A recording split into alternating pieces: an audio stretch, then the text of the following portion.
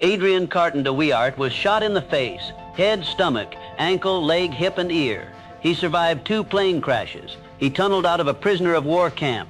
He lost his left eye and his left hand. He served in 3 wars across 5 decades. And when asked about his time in combat, he wrote in his autobiography, "Frankly, I had enjoyed the war. This is the story of the most indestructible soldier who ever lived, a man who treated World War I like a sport, who pulled out his own fingers when a doctor refused to amputate them, and who cheated death so many times that his fellow soldiers believed he was immortal." Born in 1880 to Belgian aristocracy, Adrian lied about his age to fight in the Boer War at 19. He was shot in the stomach and groin. He recovered and went back. In 1914, when World War I erupted, Adrian was 34 and working a desk job. He immediately volunteered for combat, lying about a previous injury to get deployed. He was sent to the Western Front, where he would spend the next 4 years in the bloodiest conflict in human history. And he would love every minute of it. In 1915, during the Second Battle of Ypres, Adrian was shot twice in the face. 1 bullet tore through his skull and destroyed his left eye.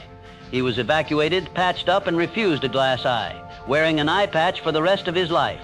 He returned to the front weeks later. That same year, he was shot in the ear. The wound became infected. Doctors wanted to amputate part of his ear. Adrian refused and ripped the damaged cartilage off himself. In 1916, during the Battle of the Somme, the deadliest battle in British history, Adrian was shot in the skull again. The bullet lodged in his head. Doctors couldn't remove it safely, so he lived with it. He returned to combat. Later that year, he was shot in the ankle. The bone shattered. He was told he'd never walk properly again. He was back on the front lines within weeks, limping but fighting. Then in 1917, his left hand was destroyed by shrapnel during the Battle of Passchendaele. Doctors wanted to save it. Adrian disagreed. He later wrote, "The doctor refused to amputate, so I pulled off 2 fingers myself. Then he agreed to take the rest. He had his hand amputated below the wrist and returned to combat, leading charges one-handed, wielding a pistol and a cane." Adrian wasn't reckless. He was fearless. His men adored him because he led from the front, never asking them to do anything he wouldn't do first. He was known for walking into no man's land during artillery barrages, calmly smoking a cigarette, seemingly unbothered by the shells exploding around him. Soldiers swore he couldn't be killed. Some thought he was blessed. Others thought he was insane. Adrian just thought war was the greatest adventure of his life.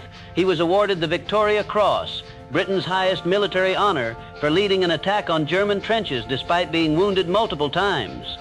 The citation described him charging enemy positions with complete disregard for his own safety, rallying his men under heavy fire, and personally capturing enemy soldiers. He was also awarded the Distinguished Service Order twice and mentioned in dispatches 8 times. By the end of World War I, Adrian had been wounded 11 times, lost an eye and a hand, and had shrapnel and bullets permanently embedded in his body. He was 38 years old. Most men would retire. Adrian was just getting started. When World War II broke out in 1939, Adrian was 59 years old, retired, and living quietly in Poland. The Germans invaded. Adrian immediately volunteered for combat again.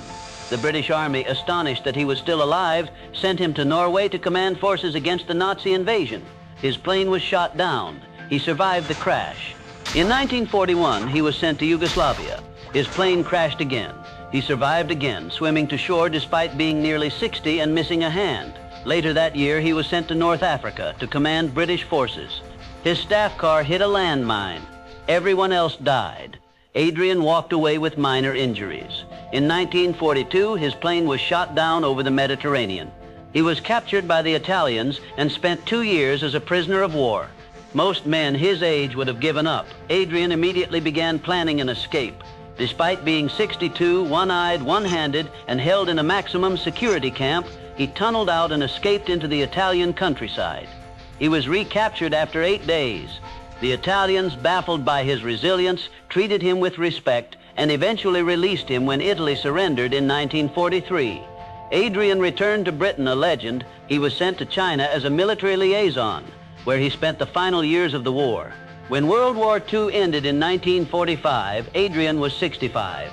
He'd served in 3 major wars, the Boer War, World War I, and World War II, and countless smaller conflicts. He'd been wounded dozens of times, survived multiple plane crashes, escaped from a POW camp, and outlived nearly everyone he'd ever served with. He retired to Ireland, where he spent his final decades fishing and writing his memoirs. When asked if he had any regrets, he said, "None. I had a wonderful time."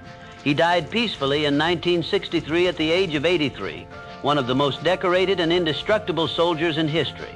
His autobiography, Happy Odyssey, remains one of the most remarkable military memoirs ever written, filled with understatement and dry British humor about a life that defied belief.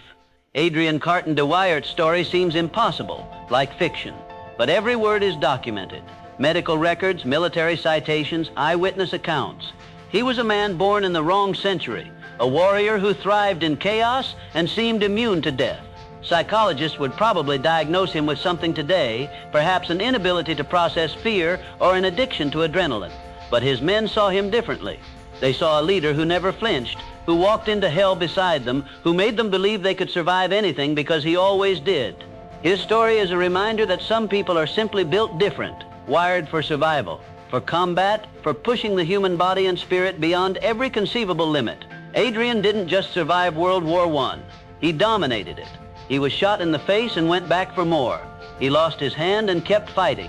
He was told he'd never walk again and led infantry charges. He's proof that the human will, when combined with absolute fearlessness, can overcome injuries that would kill most people. Adrian Carton de Wyart didn't just refuse to die. He refused to stop living, and he did it with a smile, a missing eye, one hand, and the unshakable belief that war was the greatest game ever invented.